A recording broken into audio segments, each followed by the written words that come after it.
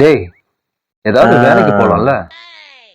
டேய் நான் யூடியூப்ல சேனல் ஆரம்பிச்சு லட்சமா பணம் சம்பாதிக்க போறேன்.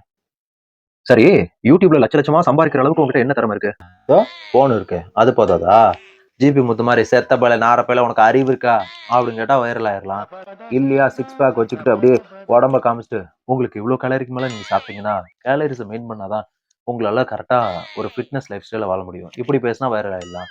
இல்லையா இதோ உங்களுக்காக அப்படின்னு சொன்னா வைரல் ஆயிரலாம். இல்லையா நல்லா இருக்கிற 4 போன் நல்லா இல்லைன்னோ, நல்லா இல்லாத போனை 4 போனை நல்லா இருக்குன்னு சொன்னாலும் வைரல் ஆயிரலாம்.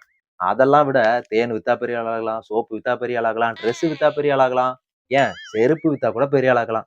இதெல்லாம் விடு, கெட்ட வார்த்தை பேசினா ரொம்ப பெரிய ஆளாவே ஆகலாம். டேய், இதெல்லாம் இருந்தாலும் உண்மையான திறமைக்கு எப்பவும் மதிப்பு குறையாதுடா. சரி அதெல்லாம் விடு, நீ சொல்றது சரிதான். ஆனா உனக்கும் எனக்கும் வாழ்றதுக்கு 100 வருஷம் தான் கொடுத்துருக்கான் கடவுள். அதுல திறமையை மட்டுமே நம்பாம இருக்கிறத வச்சு என்ன பண்ண முடியும்னு யோசிச்சு வாழணும். புரியுதா? ஏங்க, அதுதான் புத்திசாலித்தனம். எங்க வீட்ல மட்டும் தான் இப்படி நடக்குதா? இல்ல உங்க வீட்லயும் இப்படி நடக்குதா? கமெண்ட்ல சொல்லுங்க.